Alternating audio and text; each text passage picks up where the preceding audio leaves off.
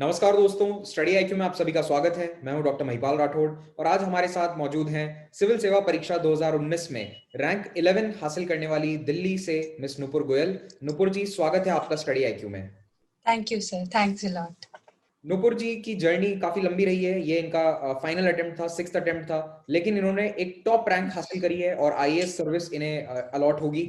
तो आज इस वीडियो में हम जानेंगे कि नुपुर जी ने कैसे अपनी तैयारी करी, क्या उनके उतार चढ़ाव थे, कहाँ किस स्टेज तक वो पहुंची हर अटेम्प्ट में, इनकी चर्चा भी करेंगे। और मेनली हम फोकस ये करेंगे कि कैसे आपको हार नहीं माननी है। जितना भी आपके सामने चैलेंज आए, आप सिविल सेवा परीक्षा को अपना पूरा 100% तन मन धन लगाकर दीजिए और इसमें आप सफलता हासिल करेंगे। तो नुपुर जी, पहला सवाल मेरा रहेगा आपके पारिवारिक पृष्ठभूमि और आपके बेसिक एजुकेशन से रिलेटेड। वैसे आप दिल्ली से हैं, तो फिर भी आप हमें बताइए कि दिल्ली में कहाँ से हैं आप, कहाँ आपने पढ़ाई करी, किस स्कूल में पढ़ी हैं और कॉलेज ग्रेजुएशन आपने कहाँ से किया? सर, फर्स्ट ऑफ ऑल तो ये मेरा बहुत सौभाग्य है कि मैं आज आपके साथ इंटरेक्ट करने का मुझे मौका मिला। आज टीचर्स डे भी है, तो very happy teachers day to you sir. Thank you for being a part of my success journey. Thank you for uploading such good videos and so short duration videos that I could watch almost on a regular basis. Sir, मैं नुपुर गोयल, मैं नरेला से हूँ, दिल्ली में। मैंने अपनी basic education DAV centenary public school Narela से की। उसके बाद सर मैंने इलेक्ट्रॉनिक्स एंड कम्युनिकेशन इंजीनियरिंग की दिल्ली टेक्नोलॉजिकल यूनिवर्सिटी से, जिसको पहले दिल्ली कॉलेज ऑफ इंजीनियरिंग भी कहा जाता था। उसके बाद सर मैंने मास्टर्स किया है पब्लिक एडमिनिस्ट्रेशन में इग्नू से। Currently I was working with intelligence bureau. और सर, जैसा आपने कहा, ये मेरा छठा अटेम्प्ट था और इसमें मुझे AIR 11 हासिल हुआ। तो नुपुर जी, आपका रुझान सिविल सर्विसेज की तरफ कैसे आया? क्या आप ग्रेजुएशन के बाद तुरंत ही इस फील्ड की तरफ चली गई तैयारी करने, या फिर आपने जॉब करी फिर उसके बाद आपने तैयारी स्टार्ट करी? सर, बहुत सालों पहले मेरे एक मामा जी ने, श्री नितिन एरन, उन्होंने तैयारी की थी, बट अनफॉर्चुनेटली उनका इसमें सिलेक्शन नहीं हुआ था। तो he was the biggest motivator. उन्होंने मुझे कहा कि आप ये कर सकते हैं। कॉलेज के लास्ट में भी, थर्ड ईयर और फोर्थ ईयर में, हमें ऐसा एक्सपोजर मिला। हमें दोनों प्राइवेट सेक्टर पब्लिक सेक्टर के बारे में बताया गया। हमें थोड़ा थोड़ा एक्सपोजर मिला, सीनियर से बात हुई, तो वहाँ मैंने देखा कि मेरा रुझान सिविल सर्विसेज की तरफ ज़्यादा है, जिसके चलते मैं अपने प्लेसमेंट में, जो DTU में उस वक्त प्लेसमेंट ड्राइव चली थी, उसमें नहीं बैठी। तो सर, मैंने कॉलेज के तुरंत बाद ही मैंने 2014 में ग्रेजुएट किया और उसके तुरंत बाद ही मैंने सिविल सर्विसेज का अपना पहला अटेम्प्ट दिया, which was in year 2014.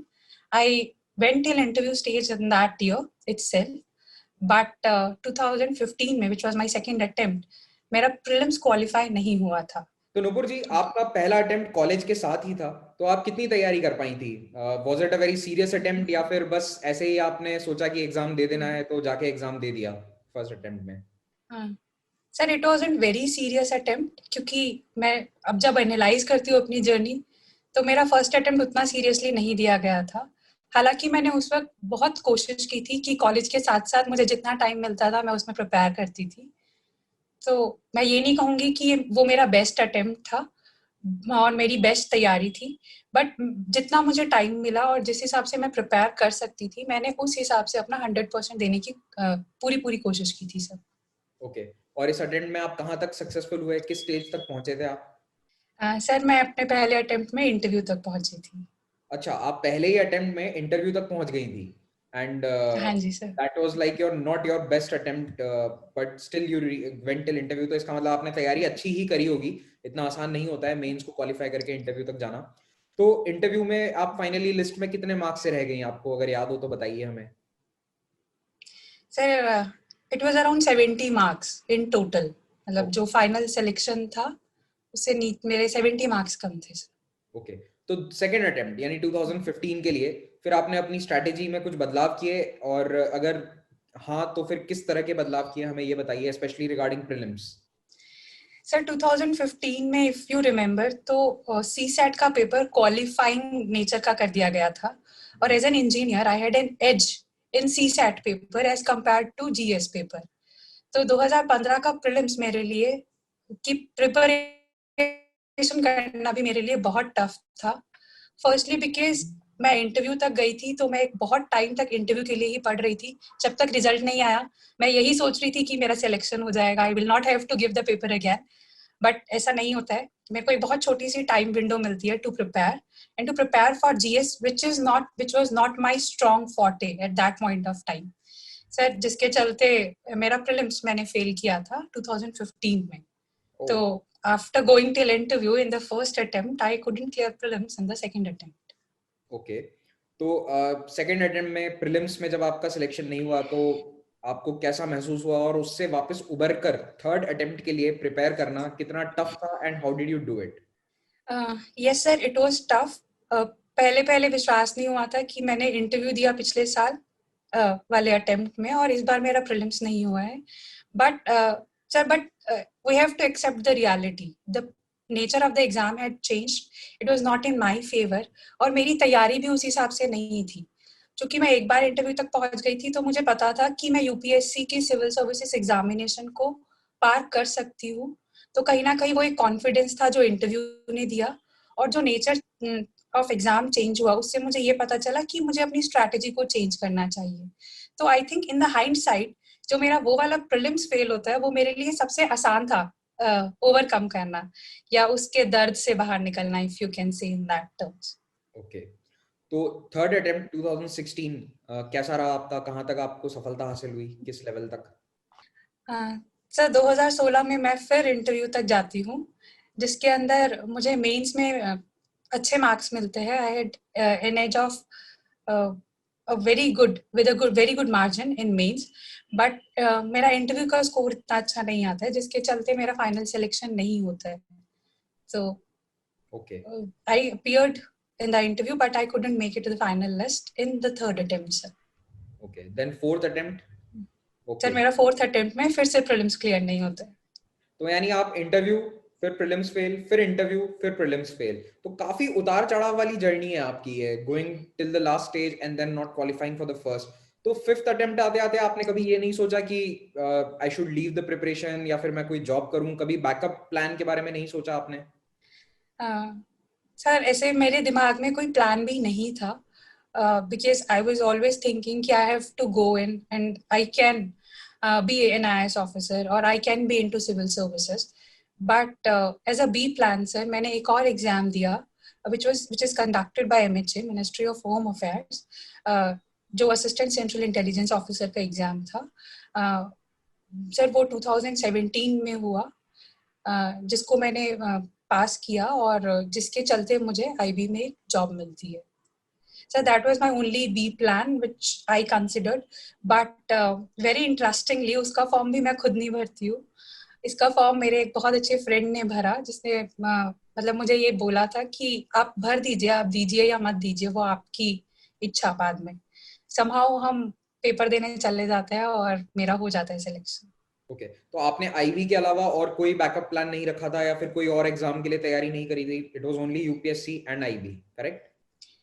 Sir it was actually only UPSC. IB का एग्जाम मैं देने जाती हूँ, मुझे कहीं नहीं लगता था कि मेरा वो क्लियर भी हो जाएगा. I did not prepared for IB exam separately जैसे लोग करते हैं, and it is also considered to be a tough exam which consist of again three stages.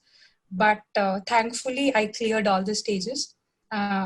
थोड़ी थोड़ी प्रिपरेशन यूपीएससी की मुझे आईबी के एग्जाम्स में भी हेल्प करती है. वहाँ का इंटरव्यू और वहाँ का जो मेंस एक ऐसे पेपर हुआ उसमें मुझे थोड़ी हेल्प की, जिसकी वजह से मेरा आईबी में सिलेक्शन हुआ सर. ओके, तो आपको आईबी में जॉब किस साल में मिली? एग्जाम 2017 में हुआ, but I think joinings came in 2019 as far as I know. Yes sir, my joining came in November 2019 last year sir.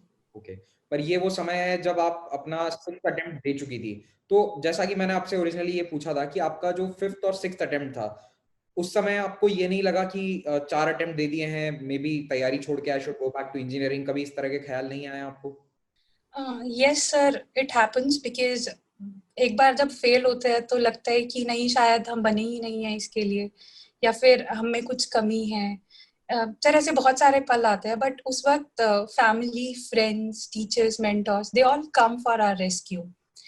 Sir जब मैंने फोर्थ अटेम्प्ट में प्रीलिम्स क्लियर नहीं किया तो आई थिंक वो मेरे लिए एक बहुत खराब मोमेंट था, बिकॉज मेरा सिर्फ 0.66 मार्क्स से प्रीलिम्स की कट ऑफ से नीचे मतलब रह गया था प्रीलिम्स पास करना, जिसके चलते मुझे लगा कि शायद मैं इस जर्नी के लिए नहीं बनी हूँ। बच्चा तब मम्मा पापा, मेरा छोटा भाई Ayush, they all came to me and they said कि it's not your own dream, ये तुम्हारा अपना सपना नहीं है, तुम्हारा सपना, ये सपना देखा जरूर तुमने बट इसको हमने सींचा है। These are the exact words of my dad. तो सर वहां से फिर हिम्मत मिली कि हाँ मैं कर सकती हूँ। मैं अगर एक और बार अटेम्प्ट देती हूँ तो देखते हैं, एक और अटेम्प्ट देना बनता है। सर हमेशा घर में एक ऐसा माहौल था कि आप चाहे पास होते हैं चाहे फेल होते हैं, उससे कोई फर्क नहीं पड़ता है, आप ट्राई कर रहे हैं या नहीं कर रहे हैं उससे फर्क पड़ता है। तो I think this environment helped me in selling through the journey. Okay, तो अब मैं आपसे एग्जाम स्पेसिफिक कुछ बातें पूछना चाहूंगा। पहली बात, आप प्रीलिम्स के लिए और मेंस के लिए दोनों के लिए क्या सेल्फ नोट्स प्रिपेयर करती थी, या फिर you relied on the material that is available? Coaching का जो मटेरियल है मार्केट में दिल्ली में अवेलेबल होता है, सीधा उसी पर अपना आप रिलाई करती थी और उसी से पढ़ाई करती थी? How did you prepare? Sir, both. I relied on the material which was available, not only in Delhi, but also on internet, Telegram, WhatsApp, इन सब और बहुत सारी वेबसाइट्स पर बहुत सारा मटेरियल हमें फ्रीली मिल जाता है, तो मैंने उन पर भी रिलाई किया। साथ ही मैंने अपने खुद के नोट्स भी बनाए, तो मैंने दोनों का ही सहारा लिया सर। प्रीलिम्स और मेंस के लिए मैं सिर्फ एक बात कहना चाहती हूँ कि आप जितनी हो सके उतनी प्रैक्टिस कीजिए। प्रीलिम्स के लिए जितने मॉक टेस्ट पेपर सॉल्व कर सकते हैं, जितने यूपीएससी के previous year question paper solve कर सकते हैं उतने कीजिए। साथ ही मेंस के लिए आप जितना लिखेंगे उतना ज्यादा आप अच्छा कर सकते हैं। सर ये मैंने अपने खुद के अटेम्प्ट से सीखा। जब मैंने पहला अटेम्प्ट दिया था तो मैंने 4-4 क्वेश्चन हर एक पेपर में छोड़ दिए थे, क्योंकि छूट गए थे मुझसे, क्योंकि मेरा टाइम मैनेजमेंट बिल्कुल अच्छा नहीं हुआ था। तो वहां से एक उस मुकाम तक आना जहां मेरा पेपर पूरा टाइम पर कंप्लीट हो रहा है, इसके लिए मुझे बहुत ज्यादा राइटिंग प्रैक्टिस के ऊपर ध्यान देना पड़ा, बहुत ज्यादा टाइम मैनेजमेंट के ऊपर काम करना पड़ा। तो मेरी बाकी सबसे भी यही सलाह रहेगी कि आप भी ऐसे ही कीजिए। नूपुर जी, आप मेंस आंसर राइटिंग के लिए प्रिपरेशन कैसे करती थी, ये बताइए हमें। Did you follow the approach where daily 2 या 5 आंसर्स लिखना है, या फिर आप जो वीकली टेस्ट हैं उनको फॉलो करती थी किसी टेस्ट सीरीज के अकॉर्डिंग? सर मैं दोनों ही चीजें करती थी। मैं डेली बेसिस पर भी आंसर राइटिंग करती थी और मैं वीकली टेस्ट पेपर्स भी देती थी। There is an initiative by insightsonindia.com which is called the Secure Initiative, जिसमें वो न्यूज़पेपर बेस्ड और syllabus based on a daily basis 8 to 10 questions डालते हैं, जिसमें से मैं सेलेक्टिवली 3 या 4 questions on a daily basis करती थी। और मैंने एक टेस्ट सीरीज भी ज्वाइन की थी सर मेंस के लिए, जिसमें मैं वीकली जाके उनके टेस्ट अटेम्प्ट करती थी। तो आई थिंक डेली आंसर लिखने से मेरी क्वालिटी इम्प्रूव हुई आंसर्स की, और वीकली टेस्ट लिखने से मेरा टाइम मैनेजमेंट इम्प्रूव हुआ। धीरे धीरे करके मैं वो जो 3.5 घंटे में पेपर करती थी उसको मैं 3 घंटे में करने लगी थी। आपकी ऐसे को लेकर क्या स्ट्रैटेजी रहती थी? ऐसे पेपर के लिए कोई स्पेशल प्रिपरेशन? और क्योंकि आपने 4 बार मेंस दिया है, तो आपके चारों बार ऐसे में स्कोर्स क्या क्या रहे? Sir, I think whenever one attempts the essay paper, it should not be the first essay then what one is writing in the UPSC hall. आप पहले से प्लीज एसए की भी डेडिकेटेड प्रिपरेशन कीजिए, बिकॉज एसए पेपर की भी 250 marks की weightage है which is very high in the mains examination. तो सर मेरी यही एक स्ट्रैटेजी थी कि मैं एसए पेपर की भी पहले राइटिंग प्रैक्टिस करती थी। मैं essay past year UPSC question papers उठाती थी और उनके कुछ कुछ एसेज मैं लिखती थी, जिनको मैं अपने फ्रेंड्स और टीचर्स को भेजती थी फॉर देयर फीडबैक। और सर मेरी यही एक स्ट्रैटेजी थी regarding the marks that I got. In the first attempt I got the highest marks in essay, मेरे अपने उससे ही I got around 140 marks in my first attempt. In the second mains which I wrote, उसमें मुझे S A में 135 मिलता है, और फिर लास्ट अटेम्प्ट में मुझे एसए में मैंने 122 स्कोर किया। तो सर एसए में मेरा मार्क्स एक्चुअली नीचे गए हैं, तो I think I am not the right person to be asked about her essay strategy. But I think essay की स्ट्रैटेजी बस इतनी ही कि आप बैलेंस्ड ओपिनियन रखिए, और आप जितने ज़्यादा वेरिड सोर्सेज को रेफर कर सकते हैं उतने ज़्यादा कीजिए। Try to go through the articles written in Yojana, Kurukshetra, as well as various editorials given in various newspapers. तो सर मेरी भी यही स्ट्रैटेजी थी कि मैं वो सारे एडिटोरियल्स पढ़ती थी, योजना की देखती थी सर कि योजना का किसी आर्टिकल उन्होंने कैसे स्टार्ट किया है, कैसे एंड किया है, so as to build my own introduction and conclusion. साथ ही में सर एक मैंने ये नोटिस किया था कि पिछले कुछ सालों में यूपीएससी ने बहुत सारे फिलोसॉफिकल टॉपिक्स पूछना शुरू किया है इससे में।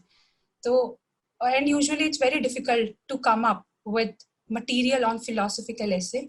तो उसके लिए सर डेली न्यूज़पेपर से कंटेंट लेना, कुछ कुछ एनेक्डोट्स बनाना, मैंने ये सब किया था सर एसए के पेपर के लिए।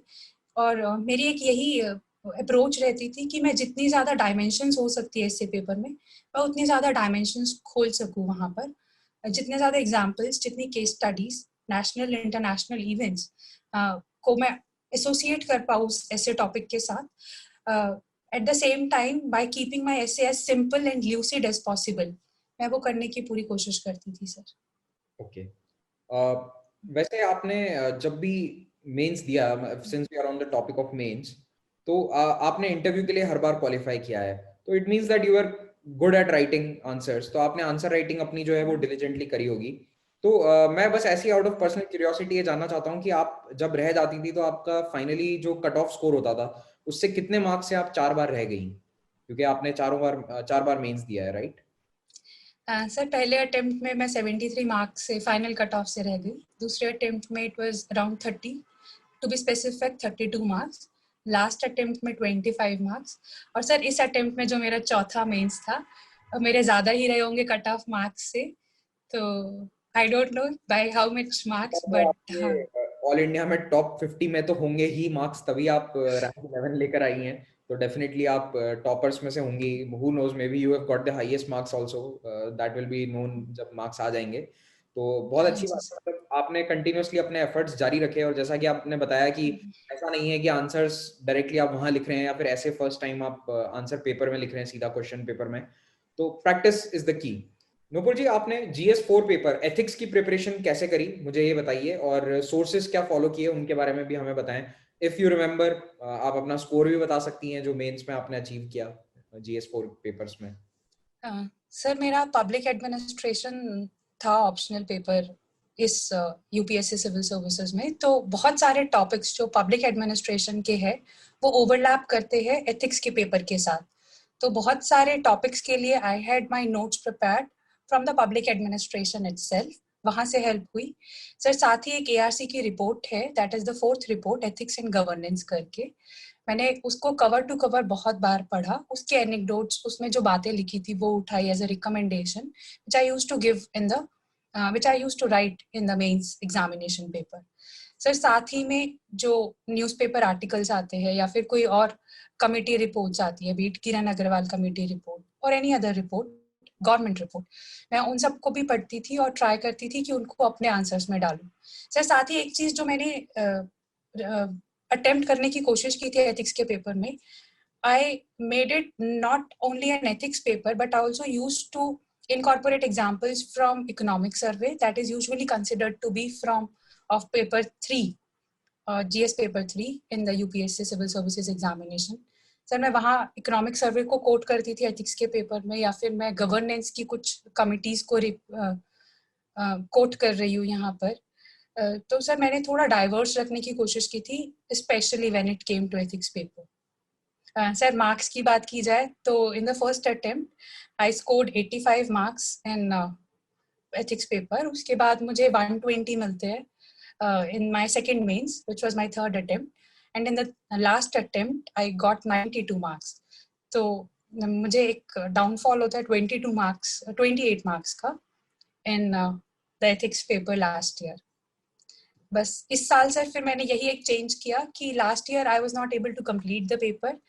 आई thought that I was not able to focus on case studies, या मेरी केस स्टडीज उतनी अच्छी नहीं गई जितनी जानी चाहिए थी। तो मैंने इस साल वही चेंज किया, मैंने अपनी स्ट्रेंथ को और स्ट्रॉन्ग किया और वीकनेस के ऊपर ज्यादा काम किया।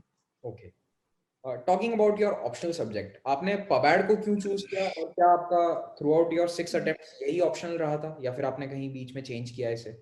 नहीं सर, पबैड ही मेरा फर्स्ट अटेम्प्ट से लास्ट अटेम्प्ट तक ऑप्शनल पेपर रहा। मैंने इसको इसलिए चूज किया because when I went through it's syllabus, उसका सिलेबस सर मुझे बहुत अच्छा लगा। मैंने थोड़ा सा उसका बेसिक मटेरियल उठाया, थोड़ा उसको रीड किया एंड आई रियलाइज कि मुझे उसमें अच्छा इंटरेस्ट आ रहा है। और ये इंटरेस्ट के चलते ही यूपीएससी में अटेम्प्ट्स देते हुए मैंने एक मास्टर्स भी की इग्नू से, which was from 2017 to 2019.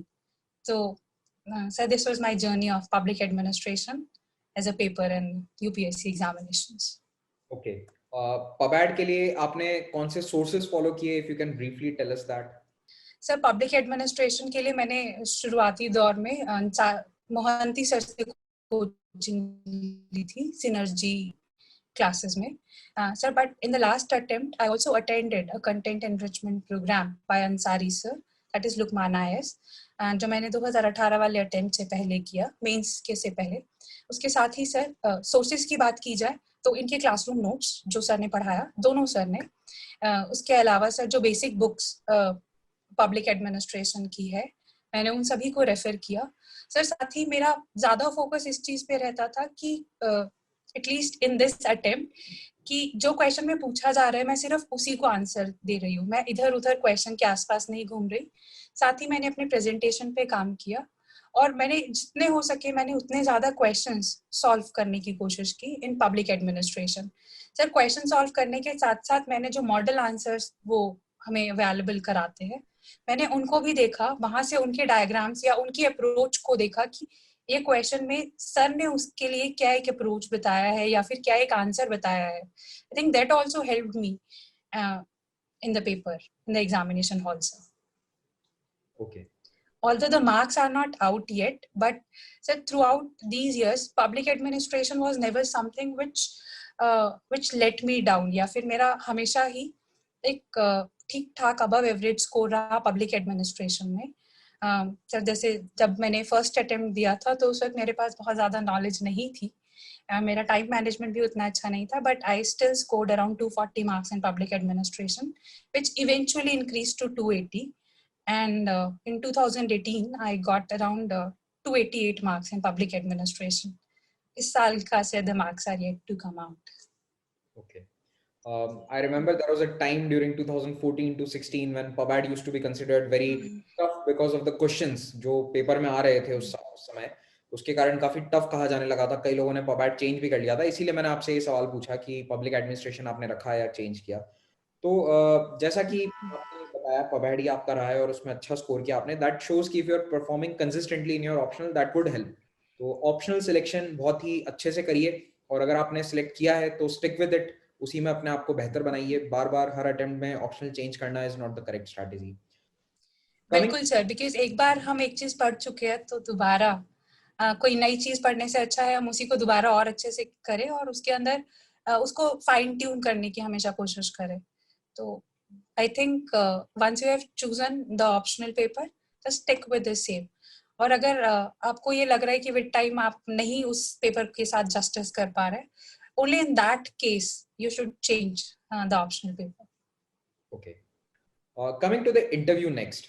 आपने 4 बार इंटरव्यू दिया, आपका चारों बार का ओवरऑल एक्सपीरियंस कैसा रहा? आप बताइए हमें, how was your interview experience regarding कि आपसे आपके बैकग्राउंड पर सवाल पूछे गए या फिर आपसे ऑप्शनल के बारे में पूछा जाता था, और अगर आप बता सकें तो स्कोर्स भी बताइएगा हमें इंटरव्यू के, आपके क्या स्कोर्स रहे?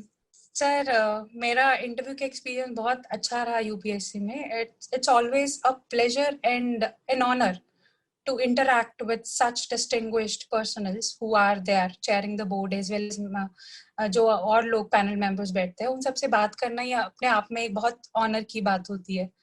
तो सर पहले अटेम्प्ट में which was in 2014 मेरा इंटरव्यू बहुत शुरू में था और उसका रिजल्ट थोड़ा डिले हुआ था, तो I think I got around 15 days to prepare. Sir मैं उस वक्त बहुत नई थी इस प्रिपरेशन में, तो मुझे ये भी नहीं पता था कि इंटरव्यू की कोई अलग से हमें पढ़ना होता है या हमें कैसे अप्रोच करना होता है.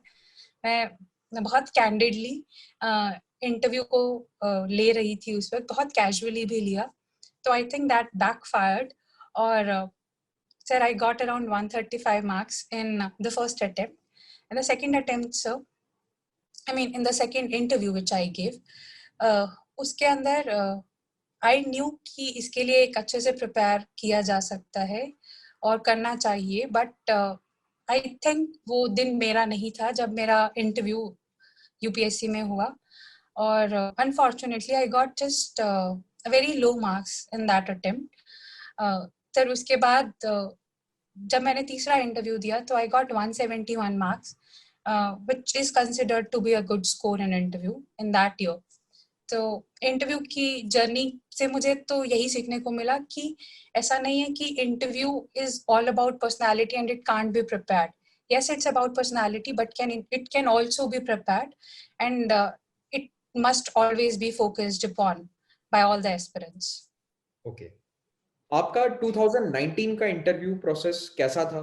इंटरव्यू ओवरऑल एक्सपीरियंस कैसा रहा, और क्या आपको लगा था इंटरव्यू देने के बाद कि बहुत अच्छा गया है, आपका सिलेक्शन इस बार हो ही जाएगा?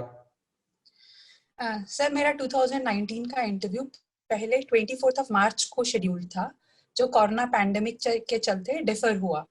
It then shifted to 21 July, sir, जहाँ पर हमें बहुत सारी नई चीजें देखने को मिली. यूपीएससी में बहुत सारे सैनिटाइजर्स लगाए गए, फिजिकल डिस्टेंसिंग हमने फॉलो किया, we are given gloves, mask and face shield, which was a very new experience for मी.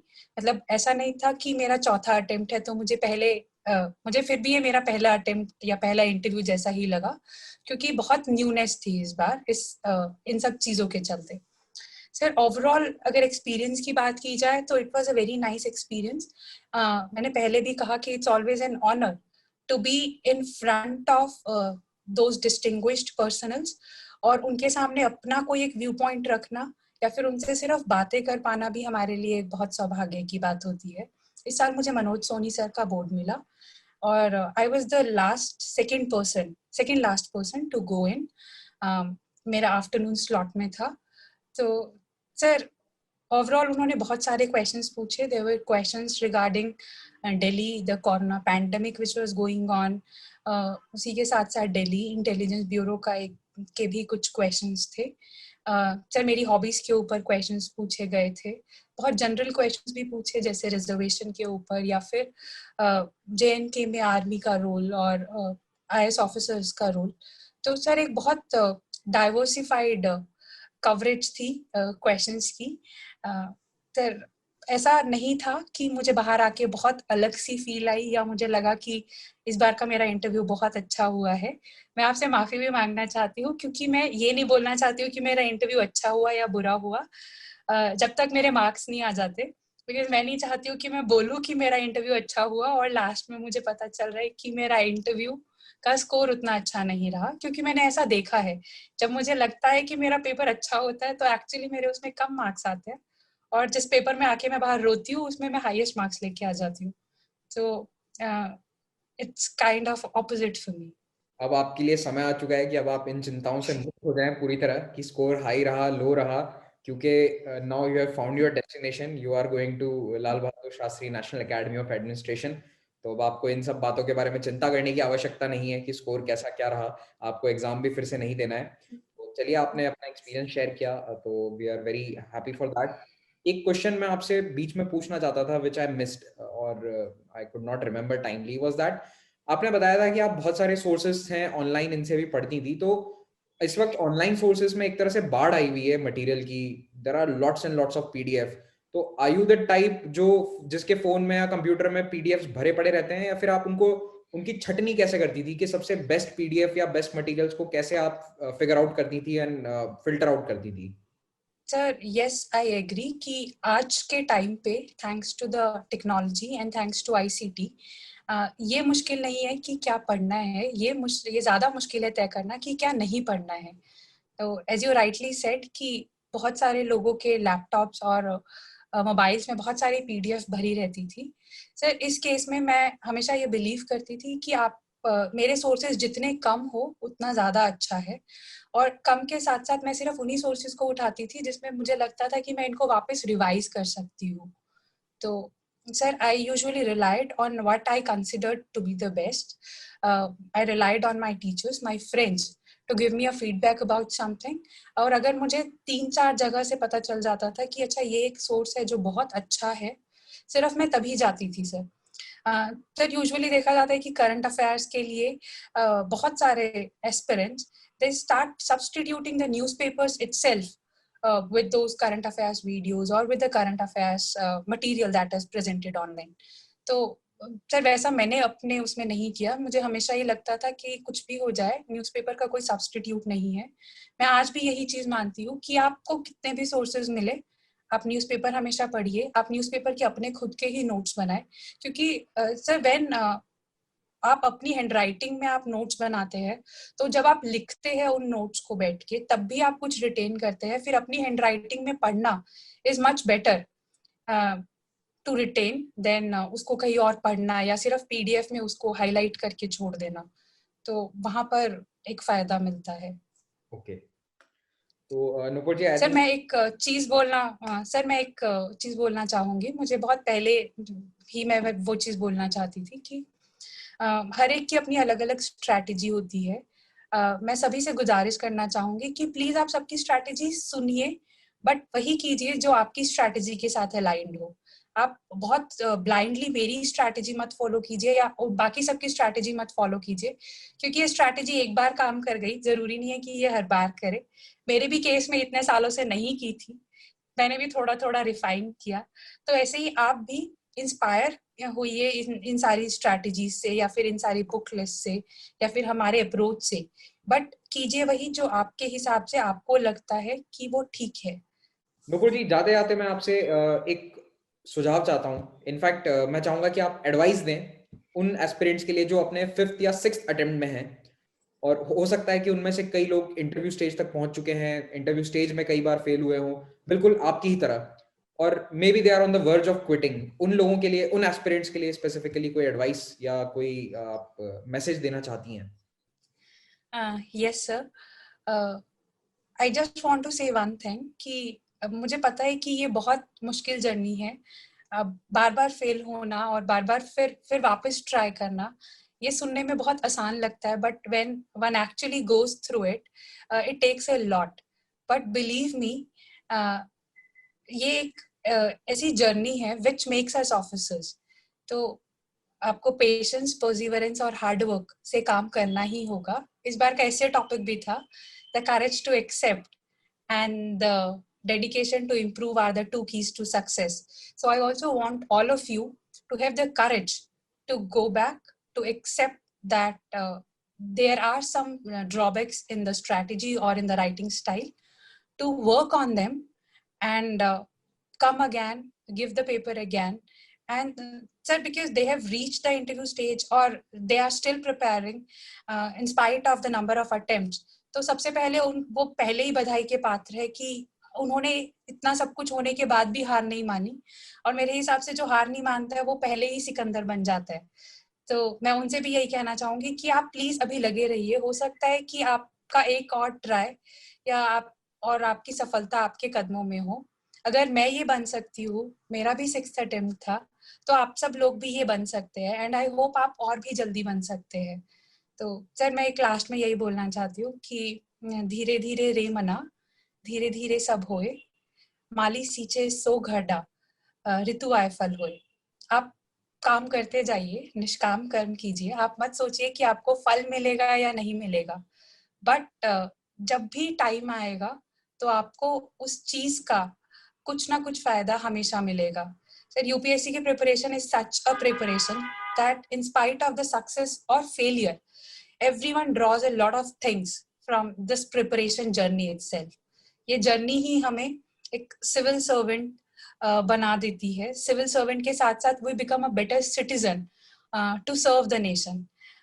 जरूरी नहीं है कि हर कोई यूपीएससी के लिए ही बना है, बट मैं ये मानती हूँ कि जिसने यूपीएससी की प्रिपरेशन की है वो हर कोई किसी ना किसी तरीके से अपनी जिंदगी भर देश की सेवा में लगा रहता है. सर मैं बाकी सभी एस्पिरेंट्स और बाकी सभी आपके दर्शकों से भी यही बोलना चाहूंगी कि ड्रीम योर बिगेस्ट. आप जितना बड़ा सपना देखना चाहते हैं, देख सकते हैं, उतना बड़ा देखिए.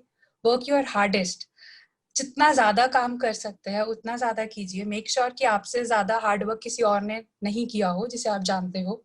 And be your greatest. और आप पक्का आज नहीं तो कल सक्सेस पा ही जाएंगे. सर जहाँ तक स्पेशल मैसेजेस की बात आती है, I also want to give a special message to the whole team of study IQ team. Sir specially to you, Mahipal sir, Ankit sir, Siddhant sir, Joycey ma'am, Prashant sir, thank you for being there. Thank you for being a part of my success journey. Thank you for posting such amazing videos.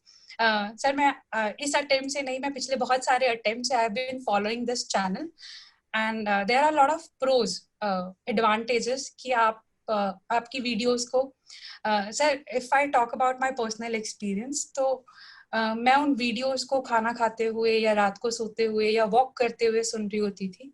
तो जो भी newspaper में कोई article आया या कोई नया event हुआ या फिर कोई एग्जाम रिलेटेड कुछ भी नई चीज हुई जो इतने अच्छे से कहीं और नहीं कवर हुई या फिर मैंने सिर्फ एक बार वो वीडियो देखी या सुनी तो मुझे सर वो याद हो जाती थी. Thanks to the amazing video content that all of you came up and usually come up with. Thanks a lot, sir. Thank you for being there in my preparation. Although I couldn't do it personally on YouTube, but since I got this platform to share with you, and believe me when I say that it's an honor and immense pleasure for me to share the same platform, although a virtual one, with you at this time, sir. Thank you so much Nupur. हमें सबसे ज्यादा खुशी as a teacher तभी मिलती है जब जो selected aspirants हैं वो कहीं ना कहीं हमारे वीडियोस को देखकर उन्हें कहीं हेल्प मिली है. तो that is the best gift that we can have, specially today on Teachers' Day when we are recording this. और जहां तक इन पर्सन ये इंटरव्यू करने की बात है तो हमने इस बार सारे इंटरव्यूज केवल ऑनलाइन किए हैं. The reason being yes sir, ये रिस्क नहीं करना चाहते कि देश के जो भावी अफसर हैं उनको कहीं भी कोविड का खतरा हो ड्यू टू अस और due to our staff. So we don't want to take that chance.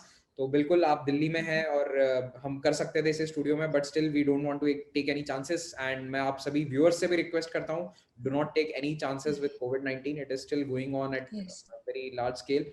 So stay safe, and with that we would like to take your leave. Thank you, sir.